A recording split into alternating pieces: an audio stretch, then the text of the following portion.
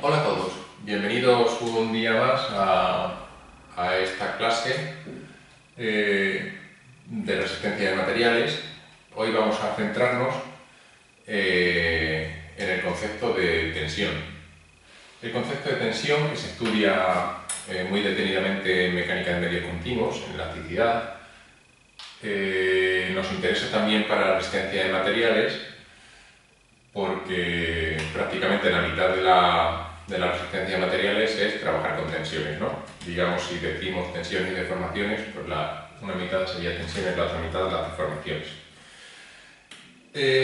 Bueno, el concepto de tensión no es tan obvio como pudiera parecer. Se llegó a él a partir del concepto de presión, ¿vale? Entonces, supongamos que tenemos un cuerpo sometido a varias fuerzas, ¿vale? Estas fuerzas pues darán también sus propios momentos, ¿de acuerdo? Si hacemos un corte a dicho sólido sometido a fuerzas, bueno, pues entonces, en general, aquí van a aparecer una serie de fuerzas por unidad de superficie, que las voy a pintar así, ¿vale? Sin una dirección clara, ¿de acuerdo? Esto serían las tensiones, ¿vale? La tensión sería, para cada punto, es un vector que serían fuerzas por unidad de superficie, ¿vale? Fuerzas partido por área, por ejemplo, ¿de acuerdo? Y a esto le llamamos tensión. A ver, es complicado dar el paso desde conocer las fuerzas que actúan en el exterior, ¿de acuerdo? No solamente tienen que ser fuerzas ahora que veo el dibujo, no solamente tienen que ser fuerzas discretas. De hecho, nunca se trabaja con fuerzas discretas como tal, o mejor dicho, nunca existen fuerzas discretas. Siempre lo que hay son que las fuerzas discretas se convierten en fuerzas por unidad de superficie actuando en el contorno, ¿vale? Pero bueno, volviendo, lo que os quería comentar, el paso desde aquí, donde tienen las fuerzas bien discretas, bien repartidas por unidad de superficie, los momentos, a dar un corte y poner las tensiones, no es automático, ¿vale? No es fácil. La resistencia de materiales, que es lo que nosotros vamos a estudiar, va a dar soluciones para pasar de aquí a aquí en los casos más obvios, ¿vale? En los casos más simplificados. Por ejemplo, el caso más obvio es el de una barra sometida a tracción simple, ¿vale? Pues entonces la resistencia de materiales me va a decir que si esto es una barra y es delgada, pues cuando yo haga un corte,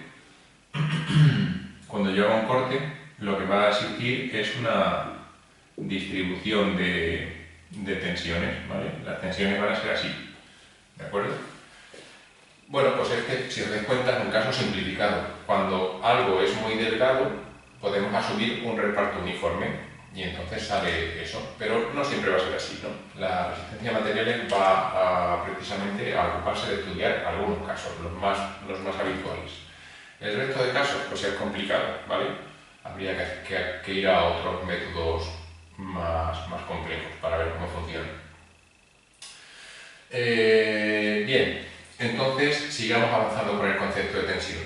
Hemos dicho que cortamos y lo que es el corte se queda sometido a las fuerzas que quedan a un lado del corte y aparecen unas fuerzas por unidad de superficie que le llamamos tensión.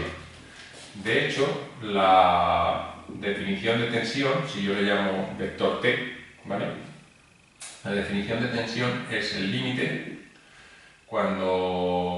el límite de F partido de área cuando la superficie tiende a 0. Es decir, yo corto y voy haciendo cada vez más pequeño el área de la superficie de corte, ¿vale? Y cuando lo hago tal que eso es un punto, entonces ese punto, ¿vale? En el límite, cuando ese área se reduce, lo que le corresponde a ese punto sería la tensión, ¿vale? En definitiva, fuerza partido por superficie, normalmente son megapascales, ¿vale? Newton milímetro cuadrado, o pascales, ¿vale? Pero normalmente las tensiones las damos nosotros en megapascales. Los materiales suelen poder expresarse mejor en megapascales sus resistencias que en pascales, ¿vale? Bueno, pues hemos visto el concepto de tensión. El concepto de tensión, fuerza, partido por unidad de superficie, y es un concepto que está relacionado con cuando hacemos un corte. Si os fijáis, una tensión sería parecido a esto, ¿vale? Que está aquí, que a esto en mi terminología le suelo llamar fuerzas de contorno, ¿vale? Fuerzas distribuidas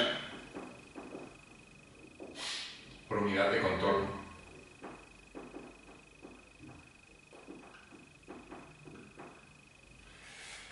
Estas fuerzas distribuidas por unidad de contorno, lo que son, bueno, no hace falta que le ponga el origen. Lo que quiero decir es que estas fuerzas por unidad de contorno son también megapascales, por ejemplo, y la diferencia que hay entre estas fuerzas y estas tensiones es que estas tensiones se dan en un corte interno, ¿vale? Mientras que las fuerzas de contorno están fuera, en el contorno. ¿De acuerdo? Conceptualmente esto y esto son similares, tensiones y fuerzas de contorno, pero unas están dentro del sólido y las otras en el contorno. Muy bien, pues avancemos un poco con el concepto de tensión. Veamos algo sobre las componentes del tensor.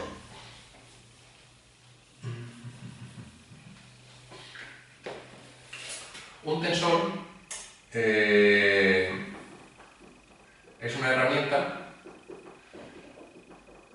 que me permite obtener las tensiones en cualquier plano y para un punto, ¿vale? Vamos a poner eso aquí. Es una herramienta que me permite obtener las tensiones para cualquier plano que pasa por un punto.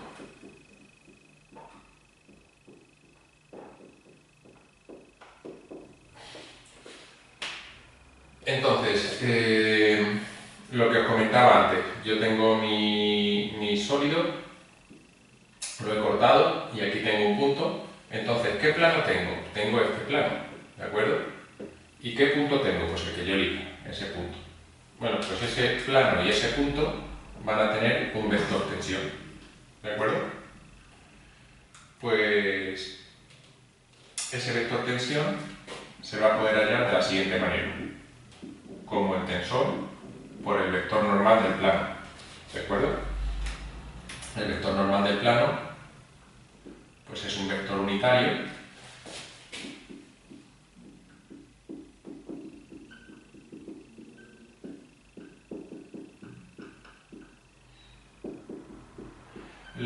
muchas veces en los libros le llaman al tensor de tensiones tensor de esfuerzos, ¿vale?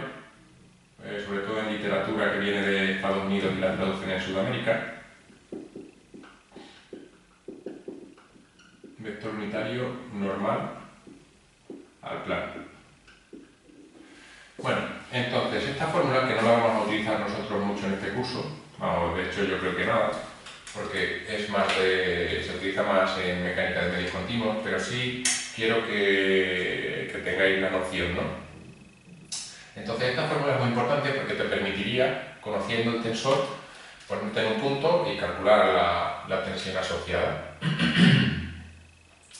Bueno, pues entonces, esta herramienta de aquí es el tensor de tensiones. El tensor de tensiones, en su forma más general, ¿vale? Es una cosa así. Sigma X. Esta nomenclatura puede variar, ¿vale? Yo os estoy poniendo la que yo utilizo, pero bueno, que varíe se identifica correctamente. se supone que estamos trabajando en unas coordenadas, en este caso las cartesianas, no tienen por qué ser cartesianas, lo que sí es que generalmente son ortogonales, ¿vale? Cartesianas, polares, esféricas, cilíndricas. Sigma i, sigma z, tau i... me parece que me he equivocado aquí. Tau z x, tau z i, sigma z, tau x, sigma i, tau i z y tau x.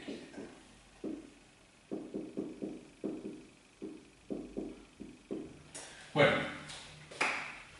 la nomenclatura de tensor que yo vengo utilizando es esta, ¿no? Dos rayitas debajo de la sigma, que se lo suele definir como la tensión, suele ser sigma, pues el tensor es sigma con dos rayitas. Aquí se define los ejes de referencia del tensor. Normalmente no pondremos nada porque estamos trabajando en cartesianas, eso lo entiende, sobre todo en este curso.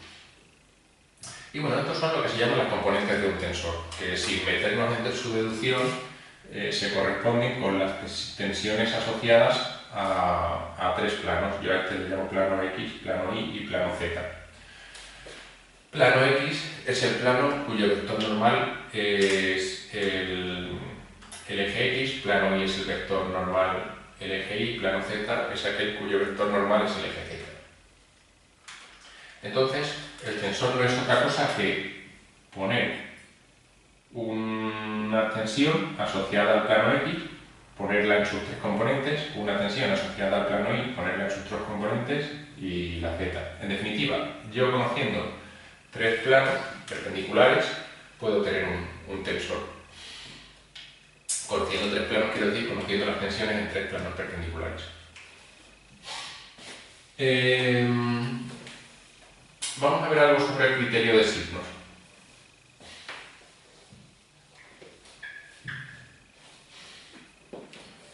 El criterio de signos de las componentes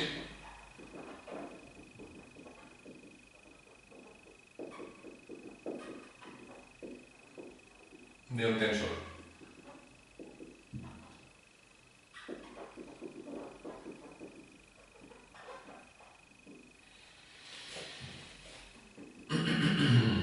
Entonces, cojamos un elemento. Aquí, si os dais cuenta, en la diagonal aparecen términos sigma y fuera de la diagonal aparecen términos tau. Luego veremos qué significa eso. Significa componentes normales y componentes tangenciales. Normales empujan al plano y tangenciales se arrastran por el plano, ¿vale? Bueno, aunque por nomenclatura yo utilice sigma x, sigma y, sigma z, realmente esto debería ponerse así, ¿vale? Por abreviar no se pone, pero cada componente del tensor está referida a dos ejes. Esta está referida al eje x dos veces, esta está referida al eje y al eje x. Entonces, cuando se encuentra una sigma xx o una tau ix, por ejemplo, siempre la primera letra hace referencia al vector normal, al plano donde se encuentra la tensión, la componente esa. Y esta tiene que ver con la dirección.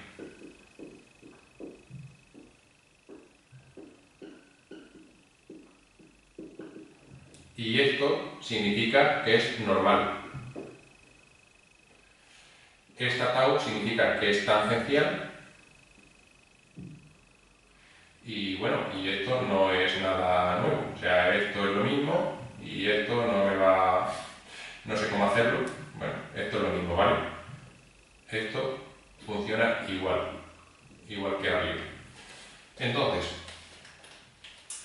con eso ya sabemos qué viene a significar, por ejemplo, una tau z, una componente tangencial, ¿vale? Que está en el plano cuyo vector normal es el eje z y que tiene la dirección de y. Estábamos hablando del criterio de signos. Pues ¿cuándo es positivo o negativo una componente de una tensión? Pues el criterio criterio, vamos a escribirlo aquí, son positivos en las caras vistas, y ahora vemos eso qué significa. Son positivos en las caras vistas las componentes, son positivas en las caras vistas las componentes que siguen la dirección de los ejes, o el sentido.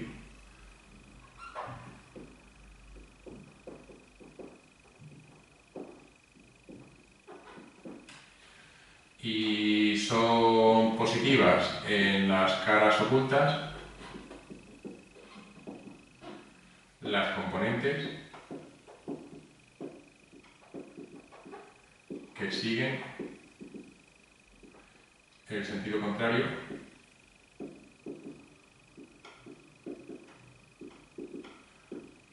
de los ejes.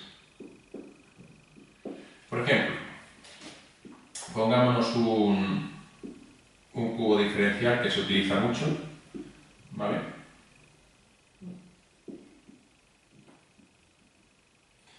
Ese cubo diferencial de tensiones. Ese cubo diferencial de tensiones, vamos a ponerle nombre a los ejes X, Y y Z. Bueno, pues yo quiero dibujar una tau y X, por ejemplo, ¿vale? Una tau, vamos a dibujar estas dos. Una sigma XX positiva. Una sigma XX tiene que encontrarse en el vector normal al plano X. Y es una tensión normal, ¿vale? Pues si tiene que encontrarse en el vector normal o sea, en el plano cuyo vector normal es el eje X, pues tiene que encontrarse aquí, ¿de acuerdo? En ese plano. Y tiene que ser normal al plano, pues esta sería una sigma X. ¿Y cómo sería una tau y X? Pues es una componente tangencial, se arrastra por el plano, tiene componente, perdón, está en el plano cuyo vector normal es el eje Y, o sea, en este, ¿vale? Y la dirección del eje X. Pues entonces sería tal que así, ¿vale? Esa sería una tau y X. ¿De acuerdo? ¿Cómo sería una tau X y, por ejemplo? Porque vamos a decir una propiedad que no hemos comentado del tensor. El tensor es simétrico. Un tensor de tensiones es simétrico. Con lo cual es igual tau y X que tau XY, ¿vale? En valor. Una tau y X es esta y una tau XY pertenece al plano cuyo vector normal es el eje X y tiene la dirección de Y. Pertenece al plano cuyo vector normal es el eje X y tiene la dirección de Y. ¿Vale? Bueno, ahí os he pintado una serie de tensiones, de componentes de tensiones, perdón, que son positivas. Ahora lo que voy a hacer es pintaros una cara oculta. Tanto esta cara como esta son caras vistas, ¿vale? Sin embargo, las caras ocultas son las que quedarían por detrás, las que, digamos, tienen el vector normal correspondiente al contrario a los ejes. La X viene hacia acá, pues la que su vector normal vaya contrario para allá, esa es una cara oculta. Entonces, en la cara oculta pasa lo contrario. Son positivas, voy a pintar una sigma X positiva en la cara oculta. Saldría de este plano de atrás e iría como para allá, ¿vale? Y esa sería una sigma X positiva también. Como es una cara oculta, ¿vale? Ya no va en la dirección del eje, sino en el contrario. Y si tuviera que pintar una tau y X, no se va a ver muy bien, pero como que sería para acá. Sería tau, esa de aquí sería una tau XY. ¿Vale? Voy a intentar que se vea aquí. ¿De acuerdo? Una tau XY sería, en vez de seguir la dirección del eje Y, como es una cara oculta, tiene que seguir la contraria, ¿vale? Por eso es una tau XY. Bueno, pues entonces este es el criterio de signos, ¿vale? De las componentes del tensor. Espero que hayáis entendido cómo es el criterio de signos, que hayáis entendido para qué sirve el tensor. No lo vamos a utilizar nosotros mucho, pero bueno, algunas cosillas y, por ejemplo, en el círculo de Moore lo veremos. Y bueno, pues más adelante veremos lo que son las componentes intrínsecas, ¿vale? Un saludo y nos vemos en el siguiente vídeo.